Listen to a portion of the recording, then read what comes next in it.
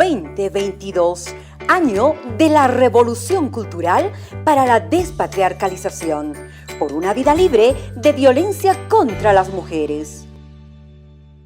Hola estimados estudiantes, mi nombre es Ronald Quispelipa, profesor del área de Química. En esta oportunidad vamos a abordar un tema muy importante que es sobre los ácidos y las bases.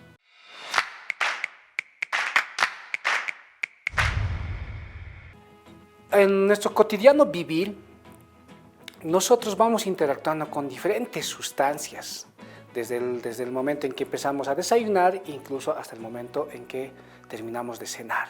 Por ejemplo, podríamos interactuar con sustancias como son el jabón, lo que es el champú, también podríamos ver en nuestro alimento el vinagre, ¿no?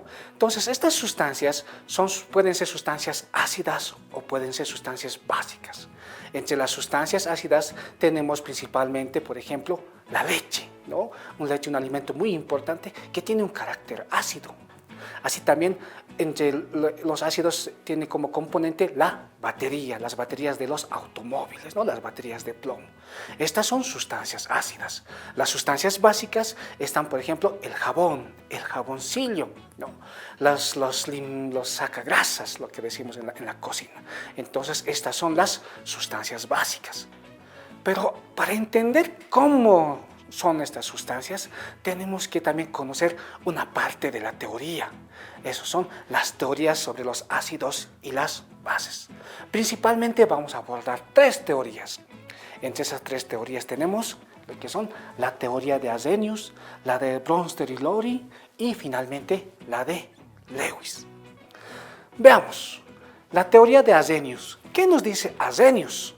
Arrhenius nos indica que los ácidos son sustancias que producen iones hidrógeno al ser disueltas en agua. ¿Qué significa esto? Por ejemplo, tenemos al cloruro de hidrógeno, ¿no? El cloruro de hidrógeno se puede disolver en ion de hidrógeno y ion de cloruro. ¿Pero qué nos dice? Que producen iones hidrógeno.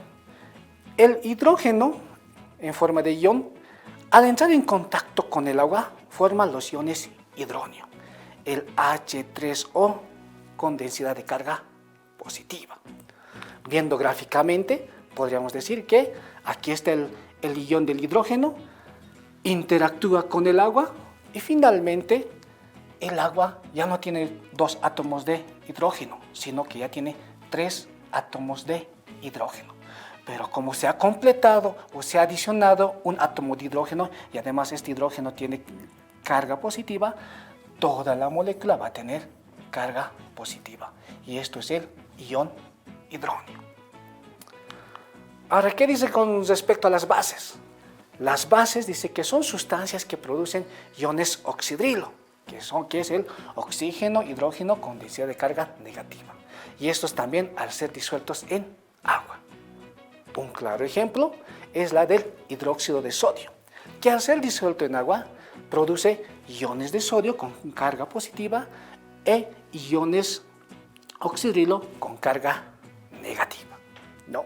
Entonces, las bases son aquellos que producen iones oxidrilo. Pero Arrhenius también nos dice sobre la neutralización. Nos habla un término también de neutralización. ¿Qué será la neutralización? Arrhenius dice que la neutralización es la reacción entre el ácido y la base y a partir de esta reacción nos produce lo que es el agua y una sal. Seguiremos. También tenemos la teoría de Bronsted y Lowry, que nos dice que los ácidos son todas sustancias que pueden donar iones de hidrógeno con carga positiva. Y las bases son todas aquellas sustancias capaces de aceptar estos iones de hidrógeno con carga positiva. Un ejemplo es esta reacción, el ácido perclórico, ¿no? Aquí tenemos el ácido 1, el ácido perclórico, ¿no? Le dona iones de hidrógeno al agua y como el agua está recibiendo, está aceptando estos hidrógenos, inmediatamente se convierte en una base. Y finalmente tenemos como productos al ion perclorato y al ion hidróneo, ¿no? Pero esta reacción puede suceder también al revés, es una reacción reversible, ¿no? En la cual el ion perclorato en el otro lado de la reacción se convierte también en una base, pues puede aceptar los iones hidrógeno. Y el ion hidróneo se convierte también en un ácido, pues puede donar los iones de hidrógeno.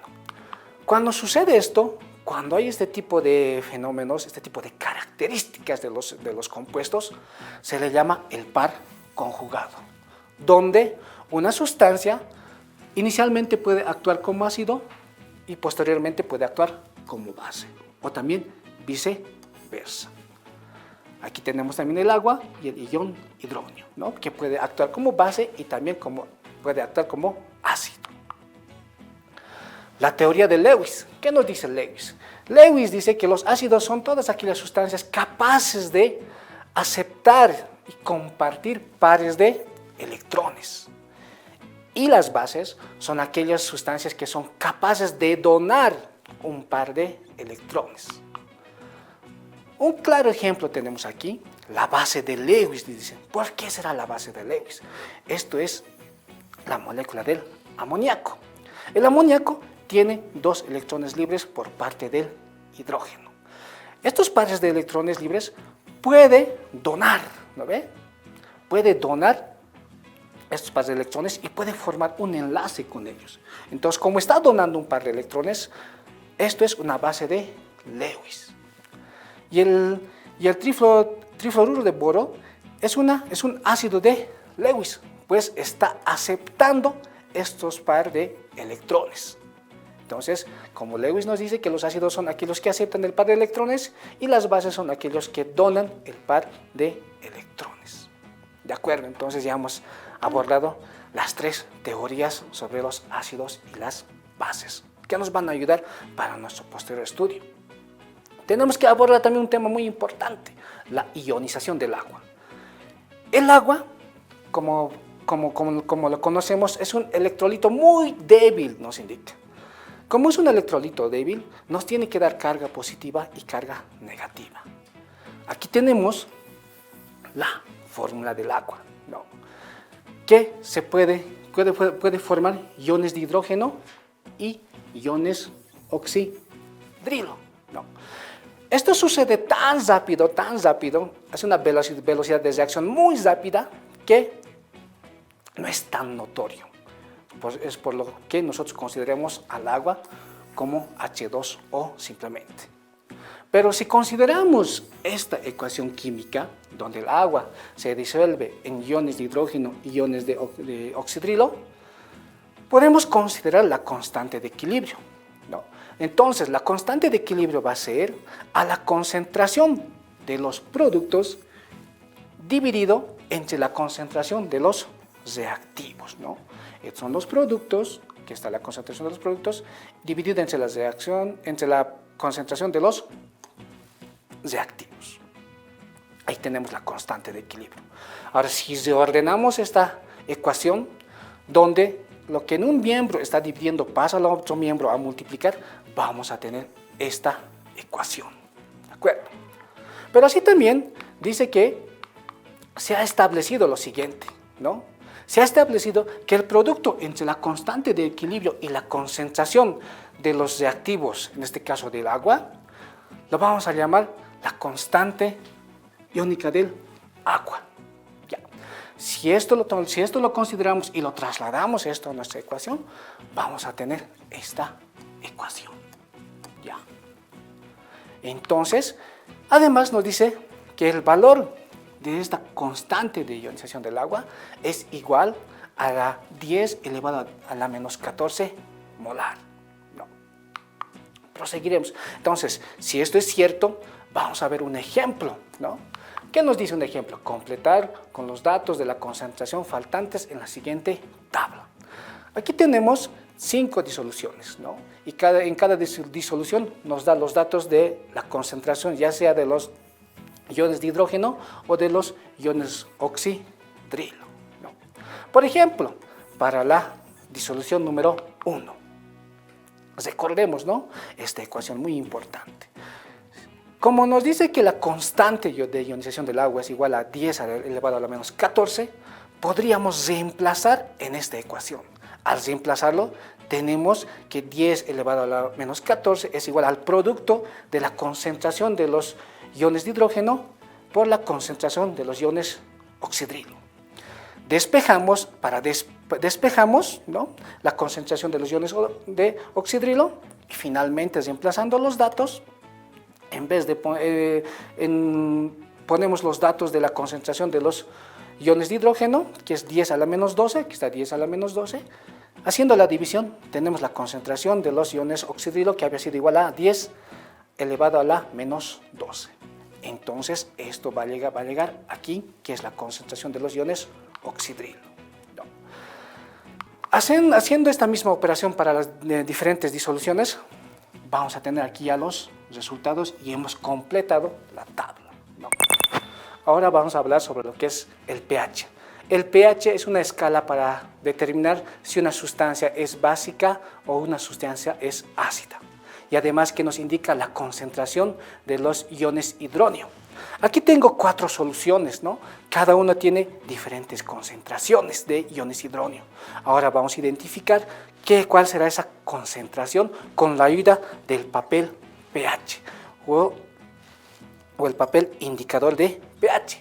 Inicialmente voy a agarrar esta primera solución, ¿no?, la solución número 1, con la ayuda de una varilla de vidrio voy a mojar esta solución. Una vez que haya mojado la varilla, lo traigo aquí, donde un papel indicador, y lo voy mojando, ¿no? Y voy esperando de a poco, ¿no? Hago lo mismo para las demás soluciones. Cada uno de estos papelcitos, de estos papeles indicadores han cambiado de color, ¿no? ¿Cómo podríamos saber el por qué ha cambiado y el para qué ha cambiado? El hecho del para qué se debe a que cada papel indicador y por el color nos indica el valor del pH, ¿no? Para saber el valor de pH tenemos aquí esta escala de colores, ¿no? Esta escala de colores que va del 1 hacia el 14. Pero para saber cuál es el valor del pH, voy a comparar a cuál de estos colores se asemeja la coloración que ha tomado el papel pH, ¿no? Una vez que haya tornado los diferentes colores, vamos a comparar entre la escala del pH y sus colores y identificamos cuál es el valor del pH. Por ejemplo, el 1 es el número 3, el 2 es el número 6, el 3 es el número 2 y el 4 es el número 12, ¿no? Y estos son los valores de pH que tiene cada solución.